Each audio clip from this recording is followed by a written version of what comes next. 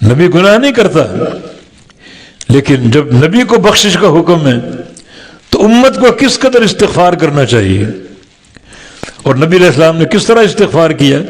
آپ کا ارشاد ہے کہ انی استغفر اللہ واتوب الیہ فی الیوم 100 مرہ، میں دن میں 100 بار استغفار کرتا ہوں۔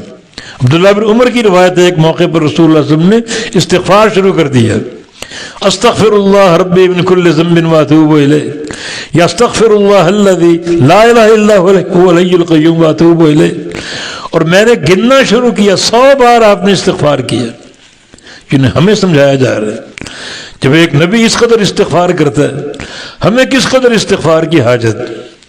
اور پھر نبی علیہ السلام کا جو آخری وقت آیا، آخری سورہ فتح نازل ہوئی، جس میں اللہ تعالیٰ نے فتح مکہ کی بشارت دی اور مسلمانوں کے جوک در جوک اسلام میں داخل ہونے کی بشارت دی، اور یہ بشارت اور حقیقت آپ کی موت کا پیغام تھا، تو اللہ پاک نے اس آخری وقت کی مناسبت سے بھی آپ کو اسی استغفار کا حکم دیا، فسبح بحمد ربک واستغفرہ انہ کان توابا۔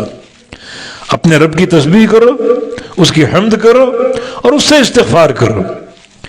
جب یہ صورت نازل ہوئی تو رسول اللہ صلی اللہ علیہ وسلم نے اس کے بعد جو نماز پڑھی، اس نماز کی رکوع میں، اس نماز کی سجود میں، اور چلتے پھرتے یہ دعا پڑھنی شروع کر دی، سبحانک اللہم وبحمدک اللہم اغفر لی، جس میں تسبیح بھی آ گئی، حمد بھی آ گئی اور استغفار بھی آ گیا۔ تو واستغفر لذنبک، اپنے گناہوں سے استغفار کیجئے۔ نبی کا گناہ نہیں ہوتا، لیکن نبی بعض چیزوں کو بڑا گراں محسوس کرتا ہے، بعض چیزوں کو گراں محسوس کرتا ہے۔ جیسے نبی علیہ السلام جب غار حرا میں جاتے تو کفار اور مشرکین کے معاشرے میں جو گناہ ہوتے تھے بڑا ان پر ڈرتے تھے، بڑا ان پر کڑتے تھے اور بڑا ان کا خوف محسوس کرتے تھے۔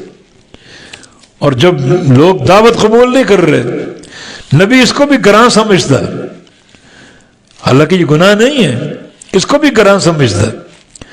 تو اللہ تعالیٰ اپنے نبی سے مخاطب ہے کہ اپنے گناہوں سے استغفار کرو، مانا امت کو دعوت دی جا رہی ہے، اپنے گناہوں سے استغفار کرو۔